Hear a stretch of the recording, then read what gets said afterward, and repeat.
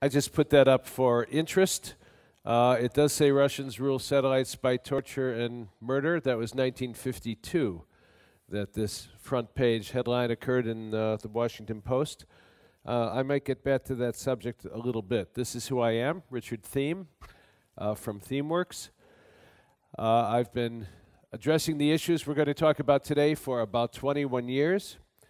And it occurred to me in the 1980s that because people were going to be hooking computers to each other and that a human being would be connected to all the computers, the world was about to change in a dramatic and radical way. And I began focusing on looking at all the issues that was going to raise for people across the board.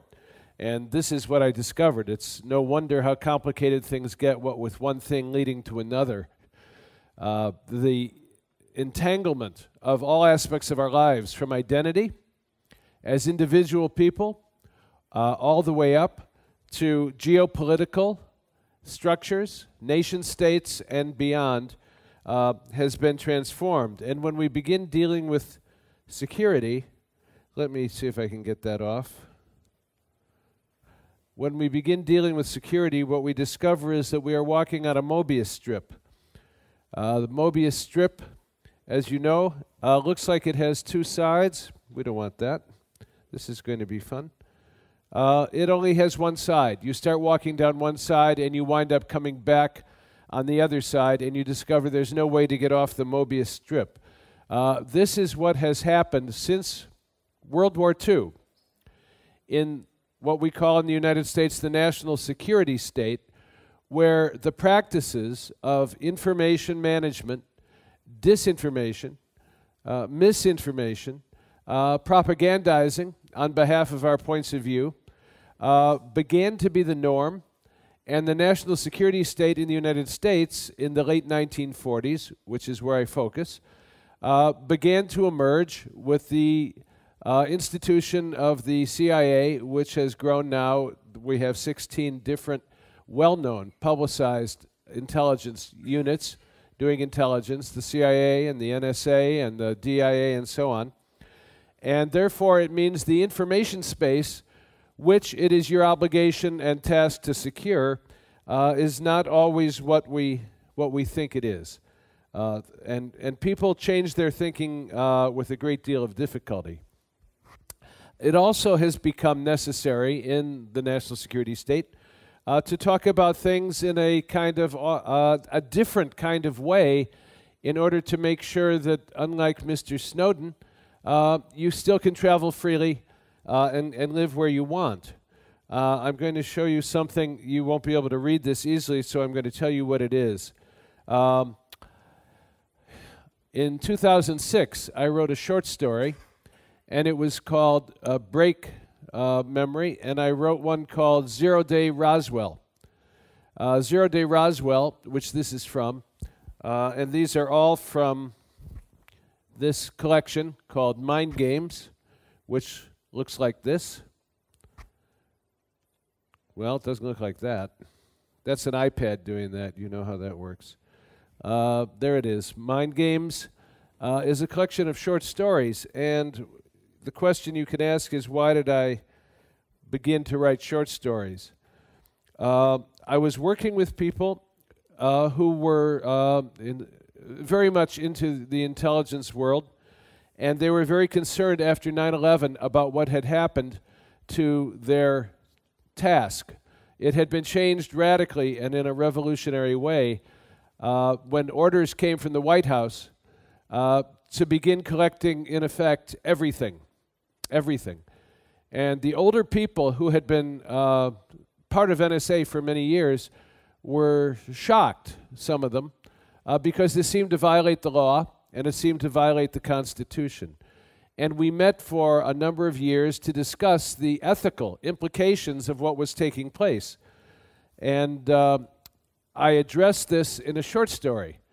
I did that because one of the people in our group said to me, you know, you can't ever discuss, of course, what we talk about in these meetings.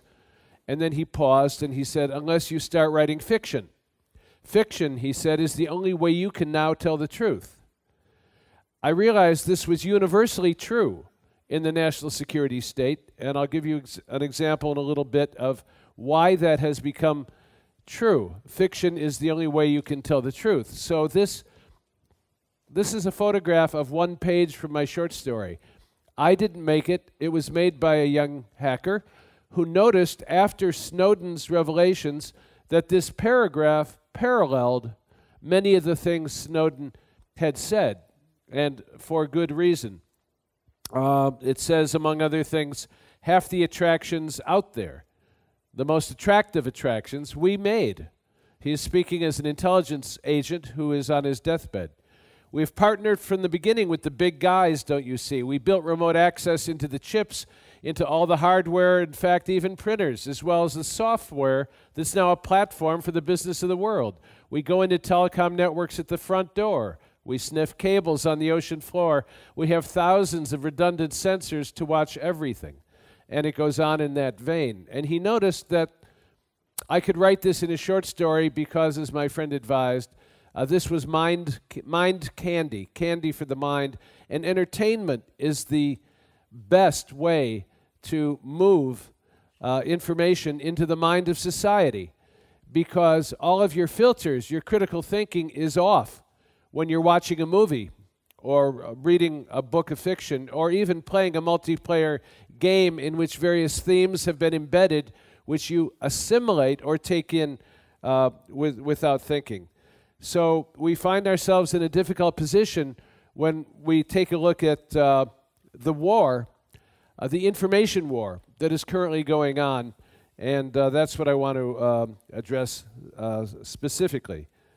First, I'm going to read a statement from another work of fiction. This is David Ignatius, who was part of the CIA for many years, and I know several people in the CIA who write fiction because for them, too, it is the only way you can tell the truth.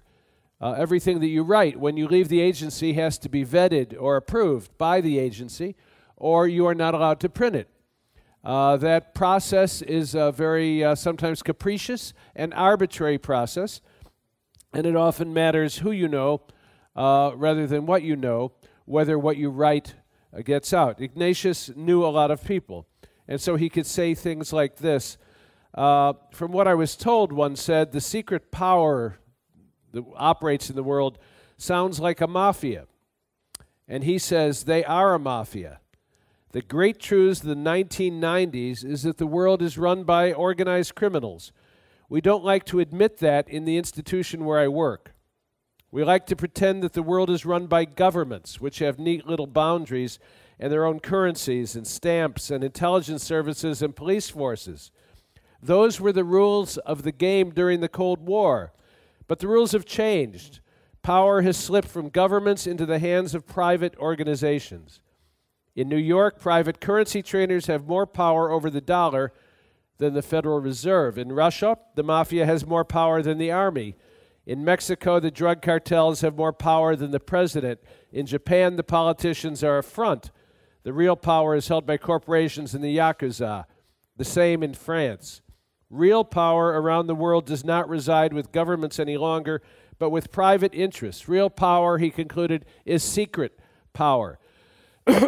So, if that's the world in which we live, then it behooves us to be very, very mindful and alert and conscious of how we pursue information, and then when we get bits and pieces of information, how we connect it to other pieces in order to build a bigger and bigger picture. Because Ignatius is really telling the simple truth. Let me give you an example from the United States. I was doing a talk not too long ago for the FBI. It was three of our states had a conference together. And I mentioned that one of the consequences of the computer revolution in the aggregate, in total, is that boundaries which define our identities have gotten very amorphous, very blurry, very porous, very open. You see, an identity is simply the way you put a boundary around yourself and present yourself from within it. You define yourself. And the boundaries around individuals and nations, nation states, have gone liquid. They have gone into mist. And new emergent properties unite the arbiters of power, as Ignatius said, in transnational or supranational organizational structures which don't even have names. We don't know how to refer to them. We certainly don't vote for them. An example that I gave in my talk to the FBI was that the CIA was originated in 1947, I believe it was, as an agency that could do whatever it really could do anywhere in the world outside the United States. But it was prohibited from functioning in that way inside the United States. The FBI, on the other hand, was a police organization, a bureau of police. And it was commissioned to function only within the United States and not outside. But as a result of the changing boundaries, as a result, above all, of the IT revolution and other factors which have transformed our relationships with each other around the world, the CIA now operates inside the United States, for example, in close partnership counterterror with the New York Police Force or with the U.S. Marshal Service, and the FBI now has offices all over the world and operates globally. This results in some changing behaviors. I said that we used to be able to count on our nation, our nationality, our identity from our nation and nationality to tell us how to behave. But now the power and influence that genuinely changes, alters, or motivates our behavior comes from these other sources, these transnational sources. And when I said that, the head of the Chicago office of the FBI said, bingo, bingo. And that's how I know I'm onto something. He said, that's exactly what I am finding. He said, we used to be able to ask people to cooperate with us, Americans, that is, on the basis of patriotism and their loyalty to us. And now, he said, what I often hear is, I would like to help you, but. And that but is the proof of what I just said. That but is a way of saying, but there are other sources of power and influence that shape and frame my behavior and motivate me. And therefore the large, for example, corporations of the world, like Microsoft or Apple or Sony, or you name them, you know their names. The large corporations are not nation-state corporations. We have a bank called the Bank of America, but it's not the Bank of America, it's in the world. Like Citigroup has 70,000 employees in dozens of countries all over the world. They are global transnational structures. And so I saw a wonderful book Mark Berry wrote in Australia called Jennifer Government, in which people recognized that the source of their identity came so much more from who they worked for than from their country, that they changed their surnames. So Jennifer Government, Robert Nike, Bob Microsoft were the names of people, because that had more to do with who they were.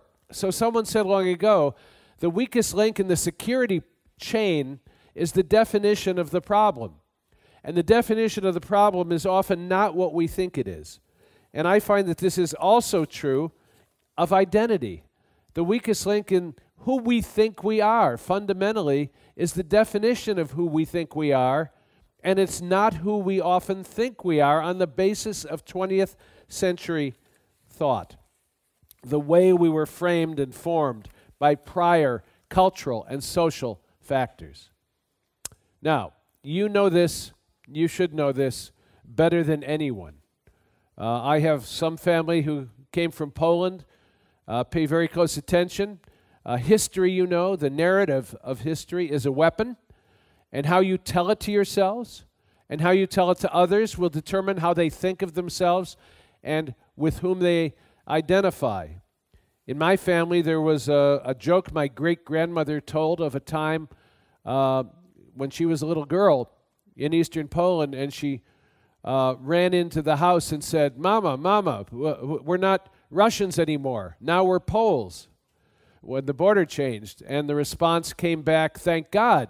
I couldn't have stood another Russian winter. Okay, that's a test to see if my English is doing all right. Who we think we are is something you know more deeply.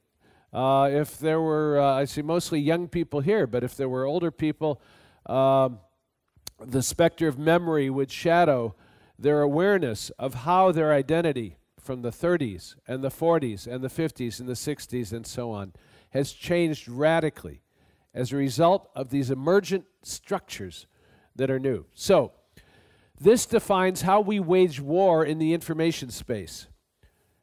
Security is a wonderful name for an industry which is selling something that it can never completely deliver. That means you'll have jobs forever, as long as you call it security. Because everyone wants security. Well, you know the gate is locked, but the gate is not secure. Fragmented operations are being run for social media. I'm going to talk a little about the Russians and about ISIS. You know the forms attacks can take. There are 4 distinct kinds: physical on physical, physical on digital, digital on physical, and digital on digital. And who wages these attacks? You have your own units and your own specialized cadres of people who engage in warfare and counter-warfare on the levels of information. But more and more, they are mercenaries. They come from the places that could pay them in the first place, as Ignatius said, which means from cartels or from mafias or from organized crimes, and they are creating and executing APTs, or what we call advanced persistent threats. A word in America, security world, is almost as disreputable as cyber. But you know what it means. It means something, an execution of an attack that doesn't ever quit. Well, they do this, APTs, as contract work, including creating arsenals of payloads for future use. So the waging of cyber war and the building of information warfare weaponry parallels the physical world, where we amass more weaponry than we need, and therefore where it becomes essential to use it up so that we can make money making more. It became clear that one of the beneficiaries of the Vietnam War was Bell Helicopter, because every time a helicopter went down, and there were about 500 of them that went down during Vietnam, they had to make another one. So the question of who profits really kind of matters. And it's difficult to keep in mind what security really is. Let me give you a quote from someone that I knew pretty well. He said, "The problem is, in computer security, to tell the truth, one has to," and I hope I don't offend anyone by saying this, because I'm quoting someone. This is not me. This is a hacker. I'm sorry, not a hacker. This is a security professional that I know well. He says, "The problem is that to tell the truth, you have to, 1, not be a vendor, not selling any solution, and 2, be willing to spill the beans, tell the truth about how much you get owned. There are very few people," he said, "who are willing to get up and say, 'I work security. My job is to prevent intrusions. We get owned a lot, so I fail. I really suck at my job. Sometimes it is really, really bad, and this is how we deal with it.'" All right, that's a different version of security than we usually see on the material that people put out. Russian organized crime, as you know, is protected by global big crime and by the state security apparatus, the FSB having it segued from the KGB in a kind of seamless way. The Russian influence in the Baltic states is similar to what the Romans built many years ago. What did the Romans discover was the most important thing about building, sustaining, and maintaining an empire? It was roads. It was roads into Crimea, roads into the Ukraine, roads across the frontier. That applies to digital roads as well. That's what APTs are. They are hundreds of roads into complex systems, which once you take them, put you inside what we used to consider the perimeter. But there is now no longer a perimeter. So how you talk about this is itself the weapon. I'm telling some of the harsher truths in order to say we have to begin with reality, because if you do not begin with reality, you have to spend a lot of time and effort to get to it. And then you've wasted energy and time going from unreality to reality so that you can begin to have a sensible, meaningful conversation. Philip K. Dick, great writer, said, reality is that which, when you no longer believe in it, refuses to go away. And that's what I try to stay with. So what is happening in reality? ISIS is building cohesion and identity by targeting youth through manipulation and through images. We have well-meaning hackers who want to fight back in the States, vigilante hackers, Anon and their legions of cooperative supporters. But hackers are effective in this war only if they are integrated into a bigger strategy. Otherwise, it's very clear that, using ISIS as an example, with 35,000 tweets a day, you're playing what we call whack-a-mole. You know, one comes up here, take down the video. One comes up here, take down the video. Comes up here. That's a very ineffective way to do it. But it's even worse than that. We have to be clear about how it is that the national security state globally really operates. I was sitting with a friend once upon a time when a document came across my computer, and it mentioned that vigilante hackers were attacking Al-Qaeda websites with a vengeance, and the Al-Qaeda websites showed themselves to be surprisingly resilient and elastic. They would come back up very quickly, and they didn't think they could do that so well. Well, my friend that I was sitting with happened to be a career employee at the NSA, and he just smiled and he said, look, those guys don't know how to code. We have to go behind the scenes and rewrite the code for their websites, and we have to install perimeter defenses to make sure the vigilantes do not take down the Al-Qaeda websites. That's counterintuitive, but why was it that he said that? Because it's much more important, if the website is a water hole, you want to watch the animals go to it. You want to watch where they drink, and then you want to watch where they go when they leave the water hole. The only way to degrade a cell is by attacking the units of the cell that make up the network. Excuse me. So, the units that make up the network are people, links in the chain. And you can do this by attacking this link that is very unimportant and making it seem much bigger and more important, or attacking an important link and making it seem much smaller, so that the energy that has to be continually put into maintaining the network of information and its flow is considerably more than it would otherwise be. So things are often not what they seem. In fact, things are seldom what they seem, and in the national security state, that's even truer. So, how are the Russians doing their job today? I would say they're doing it very well. We have seen this before. We have seen this in the 1930s coming from the other direction, not from your west, but from the east. We have seen ideological saturation of the Russian people to such a degree that there is an 80% approval rating for all the adventurism that is underway right now. When you are saturated with ideological propaganda, you cannot resist it. NATO has monitors who have to read all of this stuff in order to keep up on how the distortions are promulgated. And what we've discovered is that those who read what the Russians are putting out, watch the television programs, read the newspapers, etc., in order to know how the Russians are distorting the information space, even though they know that's their job, is to identify disinformation, inevitably they assimilate, take in what they are reading, and they themselves have to be periodically debriefed in order to help them realize that they have come to believe the very propaganda they are charged or tasked to monitor, because the fact is that when you see a movie, it looks like reality, and your brain does not make a significant distinction between what it sees and what it thinks it sees. It has to treat it like reality if it looks like reality.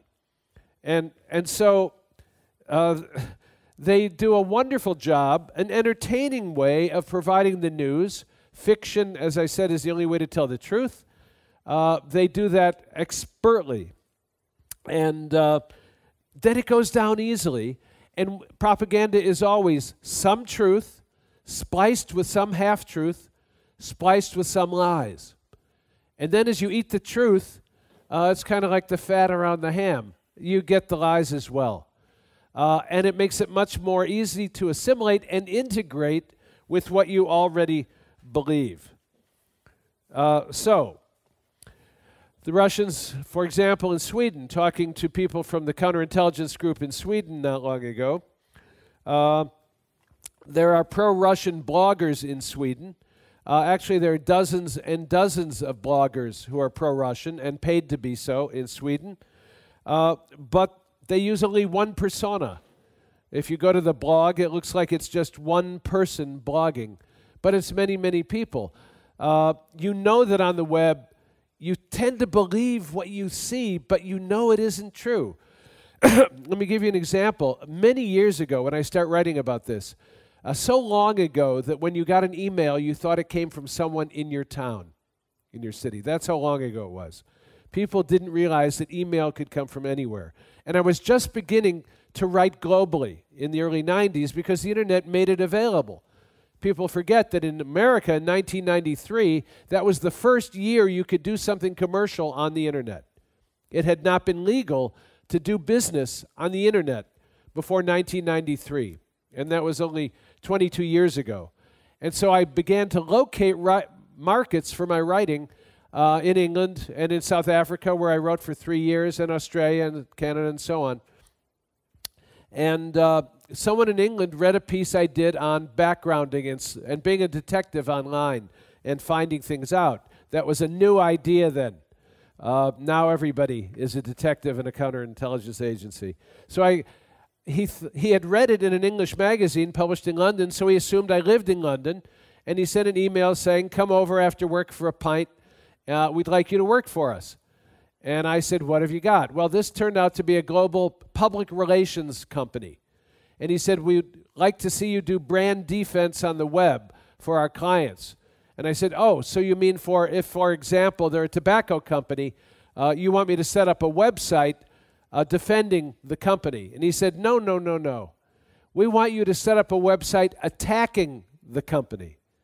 And then we'll give you just enough information to make it credible, but nothing that will incriminate or really penalize our client. And that way, those who want to attack the company will go to that website, and we will collect them. My words were like real birds in a digital cage. And when you are a real bird collected in a group online, you don't see, because you can flap your wings and fly, so you have the illusion of freedom. And you don't see that all they have to do then is move the cage. And all the birds in the cage move along with it. And that's what they offered then. And he said, we want you to go into what we called Usenet groups then. Some of you who know the history of the internet will recognize what a Usenet group is. We used to send little messages to each other, and they would form a list. A novel idea then. He said, we want you to create multiple identities under multiple names, and that way you can sway the conversation, or if it gets too close to something dangerous, troll, undermine it, make it about something else. And the problem is that people go on the internet, the people I know who are what I call normal people, not like you guys. Normals don't distinguish between what seems to be true and what is true. In security, we do not have the luxury of doing that. So the means of influence activities are protected and legal in democracies and not allowed in dictatorships. So you can do in Sweden, you can do in Poland, you can do in the United States what you cannot do in Russia because it's not tolerated. And they don't fool around. You know, I know a young hacker in Israel. It's very good. He developed a program. You know, when you go back to Israel as a Jew, you have the right to return, and you're given like $10,000 it was then for a year and settled and helped. And of course, this is a great opportunity for fraud. All you have to do is create multiple identities of people coming back and collect $10,000 per identity. So this fellow, a good, well-meaning hacker, created a program to detect those fraudulent identities and distinguish them from real identities. And a knock came on his door one night, and there were two very large Russian gentlemen, and one of them was silent, and the other said, "We don't like your program." And he said, "You know, I don't like my program." And they said, "Why don't you destroy your program?" And he said, "Why don't I destroy my program?" In other words, the Russians have a very simple way of approaching these matters. Two very large gentlemen show up, and that takes care of the problem. It's not sophisticated mind-washing, brainwashing that's going on. It's the same old thuggery, but it's done at a very sophisticated level. Now I'm going to, let's see if I have time. I'll try to make this quick, but it's, I think, extremely interesting. When you talk about brainwashing, you probably have heard of the Manchurian Candidate. In the 1950s, the United States became very alarmed at the number of American servicemen and women being turned by the Russians and the Chinese when they were captured during the Korean War. And they became convinced that there were sophisticated methods of brainwashing being undertaken, and we needed to know what those were. There was a big article written by an investigative reporter in the United States about brainwashing, and it got the word and the concept into the mind of American society. And so the Americans, taking as their stimulus this well-written article about brainwashing, began exploring how you could do it. So through the 50s and 60s, we developed programs that are now notorious. Project Bluebird, Artichoke, MK Ultra, and the rest of the names we have given them, in which we experimented with human beings, sometimes doing horrific or lethal things to them. We did it in Montreal in order to have plausible deniability for the CIA that conducted the experiments, which sometimes attempted to completely wipe the consciousness of an unwitting volunteer and see if it could be replaced with a Manchurian Candidate type consciousness. We only know that we did all these things because when the director of CIA ordered all reference to these programs destroyed, they overlooked one big box of 50,000 financial documents which have been painstakingly reconstituted to show the narrative so we know what was done. What we discovered was that you couldn't do these things. There were no exotic, sophisticated technologies then for brainwashing. The Russians did what the Russians always did, and the Chinese were doing what the Chinese always did. You can turn people. At the NSA, a friend said, the reason we have compartmentalization is because everybody talks. When they get you, they do things to you, and you talk. And everybody knows that. Therefore, we have to limit what you know because you will tell them everything you do know. So, meanwhile, the Manchurian Candidate was the name given to this person brainwashed and sent back to the United States. And it became very popular. Here's a movie with Frank Sinatra. How can you not believe a movie with Frank Sinatra in it? And it became the subject of nonfiction, the search for the Manchurian Candidate, the CIA, and mind control. Let me just tell you where it wound up. We decided that we needed to protect our people against these terrible methods of mind control that we ourselves had devised. And so a manual was written called the Kubark Manual, and it was written in order to put our own people during preparation through the very interrogation techniques that we feared would be used on them, i.e. torture of various sorts, in order for them to learn how to resist torture. And then after 9/11, when we needed someone to head our own interrogation program, we chose the person who had written that manual which was based in turn on what the CIA and others had done, which had not worked. And that resulted in some of the disasters that we have experienced. Abu Ghraib was one. Before the photographs from Abu Ghraib, which stupid people made, were published, no one had been beheaded in Iraq. It was only after Abu Ghraib and our own photographs were published that had taken place. So the man who wrote that Kubark manual was put in charge of interrogation, which resulted in torture of the people we captured on the grounds that we could find out better that way what was being planned. The head of the Supreme Court, Scalia, in America, even cited Jack Bauer, the fictional hero of the television program 24, as an example of why we ought to do this. No one would incriminate or prosecute Jack Bauer, would they, if he prevented a terrorist attack? And all you could say is, earth to Scalia, Jack Bauer is fiction. But fiction is the only way important truths are disseminated these days into the mind of society. More people believe in Jack Bauer than believe in Joe Biden. More people know who Jack Bauer is than know who Joe Biden is. So let me conclude this story by just pointing out the important fact that investigative reporter in the 1950s who popularized the idea of brainwashing was a CIA agent. And in fact, he wrote that article not because brainwashing was real, which he had no knowledge of because it didn't exist, but in order to escalate the funding of the Cold War and weaponry on behalf of the military-industrial complex. That was his task.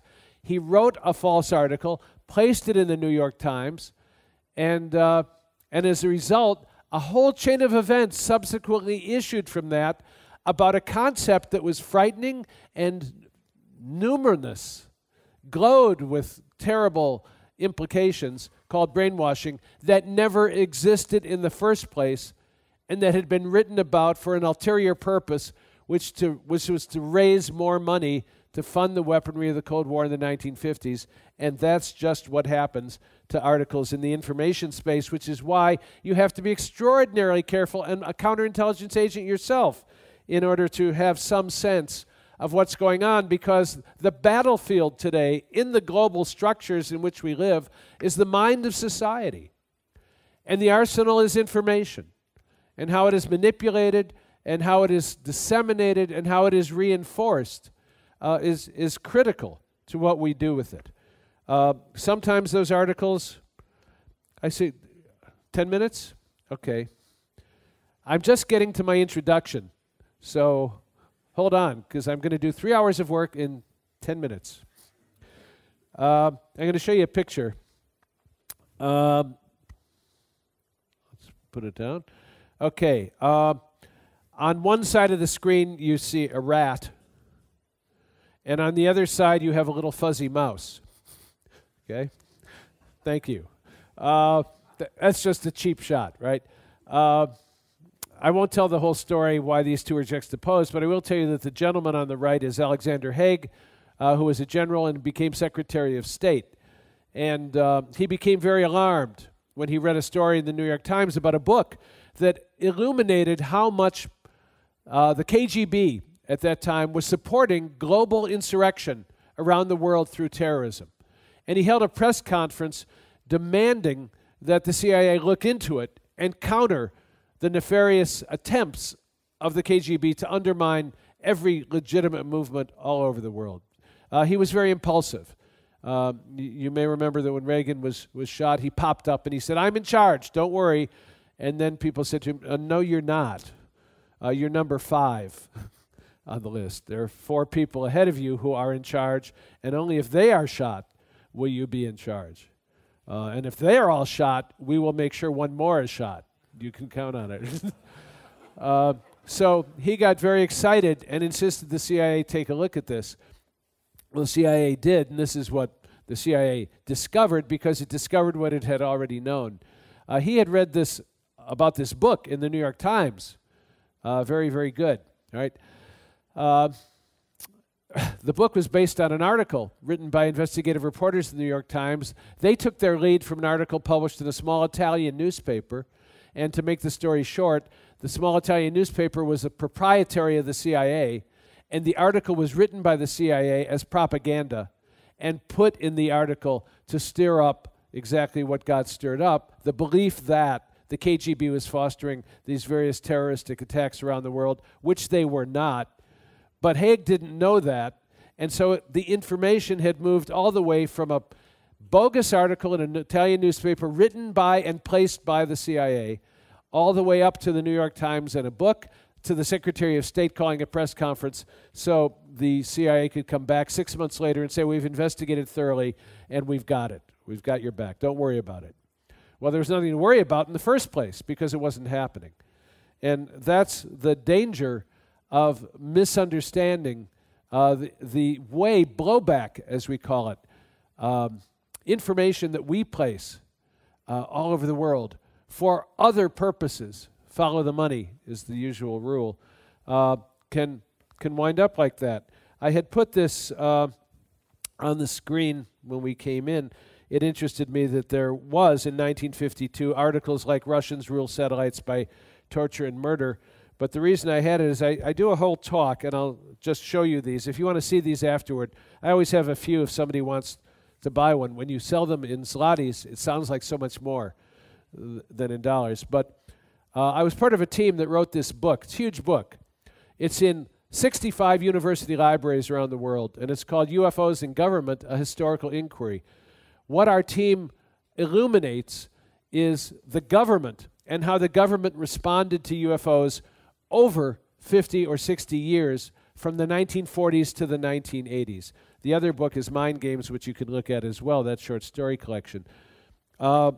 We've worked for over 50 years in order to show that the practices of cover and deception were effectively applied to the domain of UFOs, which the government knew. I'm not saying we know what they are. I'm not speculating. Our book does not speculate. The reason it's so solid is because it has over 1,000 footnotes pointing, or almost 1,000, pointing to government documents or other primary documents. The data in the book is bulletproof. It's a work of history focusing how the government interpreted the threat to national security, which was primarily reports of UFOs rather than the phenomena itself. Let's leave it at that without going into detail. And therefore began to damp down the phenomena itself. This was one of the triggering events that caused that in 1952, July. This is the Washington Post. This is not some sluggard newspaper. This is a headline in the Washington Post. The fact is, and I'll just do these quickly, the fact is that's the Alexandria Gazette, that's the Miami Herald, Spot 8 Saucers. I'm just showing you real news because in the early 50s and late 40s, Americans got through the medium which said, by using that medium, these newspapers, this is news. This is something you should be aware of. But once the decision was made in the early 50s, in light of serious events over Washington, which I won't have time to go into, you can look at the YouTube video of my talk at DEF CON 2 years ago on the book and on the subject. They decided they needed to do something else. And this is what they wound up doing, using tabloids. UFO aliens found at South Pole, burning up our ozone. And when you juxtapose that with Hooker gives birth to triplets, one black, one white, and one Chinese, even though, I don't know about Poland, but in America, 80% will believe that top headline. Then you tend to say, well, that's ridiculous, therefore that must be ridiculous, and therefore we can't rely on the National Enquirer for the truth. The question, 5 minutes. Okay, the question then becomes, where did the National Enquirer come from? Now, I already told you that the CIA had placed a bogus story in an Italian newspaper about the KGB, but through the 50s and 60s, the CIA appointed itself as a Ministry of Culture because we didn't have one to counteract the Russian Ministry of Culture and Soviet socialist realism in literature and in art. And lifted all boats, the whole information space globally became an outpost. The CIA published over 1,000 books covertly. It made movies like Animal Farm covertly. It arranged for the publication of Dr. Zhivago in the Soviet Union covertly. And it sponsored intellectual periodicals, the one I knew best was Encounter in England, which for about 20 years was the leading non-communist left periodical in the world for intellectuals. And it was from first to last a CIA operation funded through the Rockefeller Foundation, the Ford Foundation, and other proprietary foundations that existed in name only with letterheads of important people who were glad to give their names to this patriotic enterprise. Well, in 1953, they sponsored not only these legitimate things, but they also created some disreputable periodicals for the purpose of placing stories in them which would immediately kill the story which was so placed. So the question becomes, for people interested in history, when did the National Enquirer start? And it was 1953. And then the next question is, who started it? His name was Gene Pope, Generoso Pope. The question then is, well, what did he do in 1952? It's in his resume. He was doing psychological operations for the CIA, is what he was doing. Did he make money? Because this was a money-making operation, a business. Not until the 1960s. For many years, he didn't make money. He lost money every year. Well, how did he keep the National Enquirer afloat? Well, hundreds of thousands of dollars came to him through Frank Costello, the head of the mafia family in New York, in cash every year to sustain that. And when he died, did this person publishing this nefarious stuff, who scandalized America, who spoke at his funeral? Well, the eulogy was given by Melvin Laird, who was the Secretary of Defense. In other words, his links never quit. And you can even ask, did UFO stories in the Enquirer sell the story? And the answer is not really, because every week they had a bulletin board on the wall in the office of the National Enquirer showing the headlines and how circulation fluctuated according to different kinds of stories. It was data mining before its time. So they knew very well the stories about celebrities and medical issues and things like that sold much better, but the one article that was over and over again included were UFO stories, not because they sold more papers, but for whatever reason you might imagine. The point I'm just trying to make is, oh, for heaven's sakes, be very, very careful when you encounter information, because the Soviets, for example, do entire theories of science and aim these at think tanks. They use inference attacks by seeding false premises into complex arguments with the intention of helping people arrive at false conclusions. This is all done for what we call reflexive control, to make the other not even realize what is happening, because what you act on, taking in that information, feels to you like voluntary behaviors, like you are doing it for good reasons, rather than having had a context created which shapes and frames and forms you, because the context becomes content. And the inventors of public relations, and like Eddie Bernays back in the 50s in America, knew this. They changed the context, and then the content would follow. And that's what reflexive control of a population really means.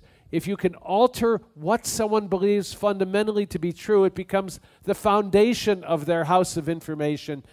And if you control the paradigm or model of reality within which people live and move and have their being, you don't need to worry about the answers to questions, because you determine what questions can even be asked in the first place. So to go back to this silly example, which isn't silly at all, you mention UFOs, and people scoff and say, oh, come on, come on. But we knew it was real. We knew it was real in the 40s. We knew it was real. It has been real. It is real. We knew that, and we document that. So the best way to attack something people hide in plain sight is through ridicule.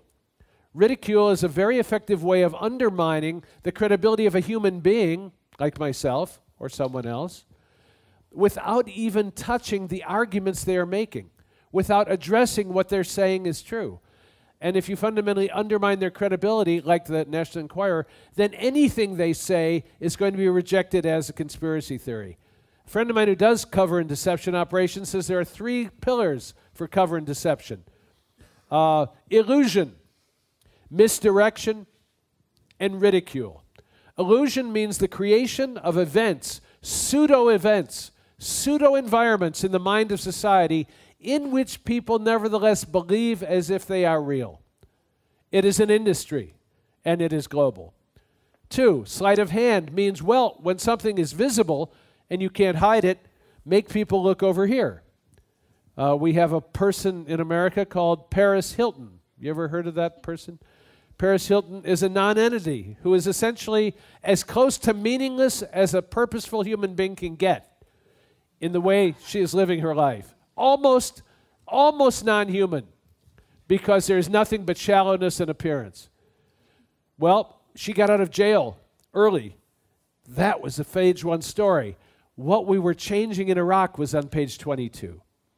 So make people look over here. The entertainment industry is rife for creating distractions to which people will be attracted and then follow their noses toward, oh, look at the butterfly, and ignore what is in plain sight. But if you can't hide it at all, and it's right in plain sight, like the thousands of documented instances of UFOs from around the world, from 150 countries, over 50 years, the degree in the small details.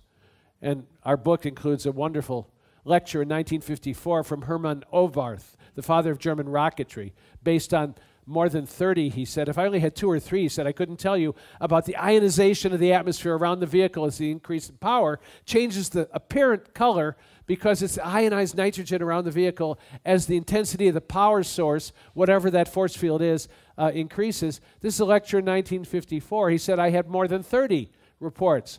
1954, more than 30 from U.S. Air Force and Navy planes using radar as well as multiple sightings converging on the same spot the radar is in. So what do you do with that? You ridicule people who say it. You say they must be drunk, or it was a balloon, or blah, blah, blah, blah, blah. Well, 600 pages of documented history shows you the government took it seriously and responded as effectively as they could, but the phenomena does not go away. And therefore, you have to ramp up the ridicule until it reaches a point where it is now. Inside, it is a point where the discussion is, shall we confirm? It's not disclosure, because we have the data, a lot of the data anyway. It's shall we confirm what people know? Because it's not what people know that matters most, it's what they know that they know. Everyone knows that's what I'm saying is real, but we don't know that we know it. It takes the authoritative voice to imprint authenticity upon it. And then we say, oh, it's true, instead of, well, yeah, kind of nebulous, anomalous. These anomalies don't connect to anything. They don't change our lives. We're more interested in the price of bread than we are in the fact that the universe is teeming with life, and we are Johnny-come-latelys to the enterprise of civilization. 100 years ago, we didn't have electric lights. 100 years ago, we had gas lamps. We had arc lamps. Now we have electric lights. Only 100 years later, in the middle of the 20th century, we thought the Milky Way was the only universe there was. We thought that was the whole universe. And now we try to get our mind around the meaning of words like billions and billions of galaxies, each of which contains billions and billions of stars, each of which is surrounded by billions and billions of planets, many of which, like us, have spawned life, because we know that when life can happen, it will happen. And the discovery of life, for some of us, is after the fact of the discovery of life. But the truth is, all science goes on this premise. If it happens once, it's interesting. If it happens twice, it's everywhere. So if there's life anywhere else in the universe, and we know that there is, then there's life everywhere. And how does that change the context in which we live? This is going to be the big event of the 20th century coming on. Not that we know it, but that we know it. And therefore it will call into question societal structures premised on the assumption that we are the top of the food chain and the apple of God's own eye. We will have to recontextualize our understanding of who we were and redefine our identities. And we will have to rely on the resilience that has gotten us through so many bad patches in the past. Are you holding? You should be holding up a 0, right? -5. -5. I didn't see. All right, so here's advice to you. When you're giving a speech, make sure that the person who holds up how many minutes you've got left does not have a -5 or a -10 or a minus anything, and therefore the communication can never be delivered that you better shut up. So, but she has delivered it in very gracious style, so I will shut up. come look at these 2 books. If you want one, we can get you one, but I can also direct you to how you can get one, of course, cheaper on the web. And as someone wrote the other day, hell, we'll just use torrent, man. We'll get all your stuff free. But you guys wouldn't do that. I also have cards here. This is who I am. If any questions come up as a result of this, unfortunately, we've only got an hour to interface, and I'm off to Amsterdam tonight to speak at Haxpo tomorrow. Had a wonderful time in Krakow. This is a great place. And we know who you guys are. I mean, you got us Enigma, right? It was you guys who got Enigma for all of us. And that became critical to making a world in which I could stand here and speak freely to you who can listen freely. We know who you are.